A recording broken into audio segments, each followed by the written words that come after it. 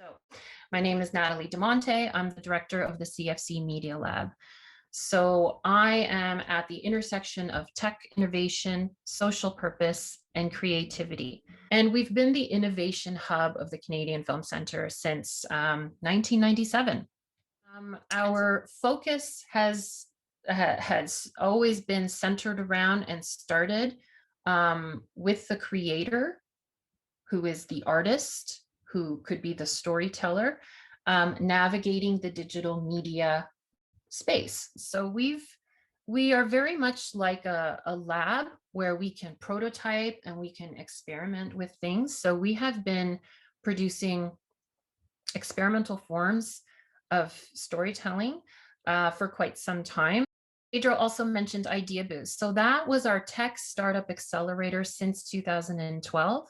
This was a program designed for entrepreneurs. These folks are in immersive media, right? Not just creators of content, but the creators of technology, of the tools, of the platforms used to distribute, to market. So Fifth Wave launched last year as a result of government funding we received, called the Women's Entrepreneurial Ecosystem Strategy Fund, or WES for short.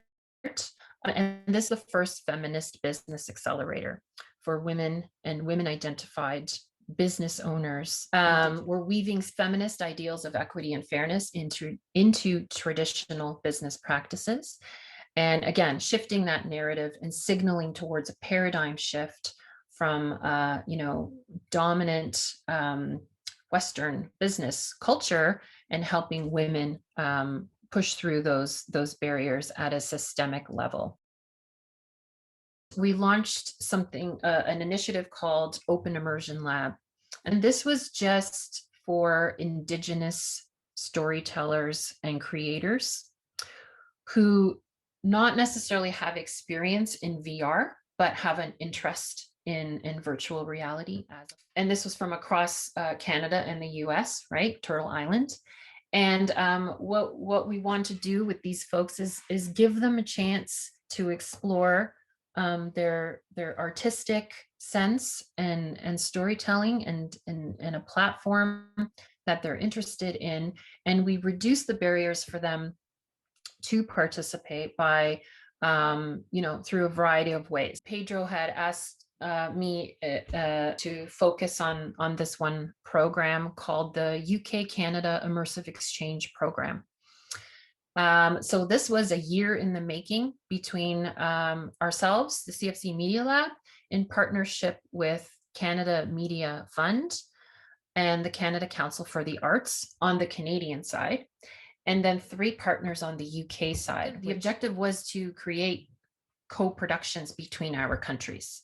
We decided we were going to have a cohort of 24 participants, 12 from Canada, 12 from the UK. Of the 12 in each country, we were going to separate that into 6 creative leads and 6 creative producers. Creative leads did not have to have VR or immersive media experience. They just had to have an interest in it, but they had to have some other artistic background to bring to the table. Then we have the creative producers, who are the ones that we did ask, or we did have the requirement for prior immersive media production experience. It was more important for us to bring these creative minds together in a collaborative fashion to then push forward new immersive media experiences and potentially new storytelling experiences, right? Do you think that immersive storytelling, for example, could be a good tool for creating visual narratives about a work of art in immersive environments in VR? Technology is rapidly evolving, right? And so we're getting to a place where these stories are told in an immersive way. Notes on blindness.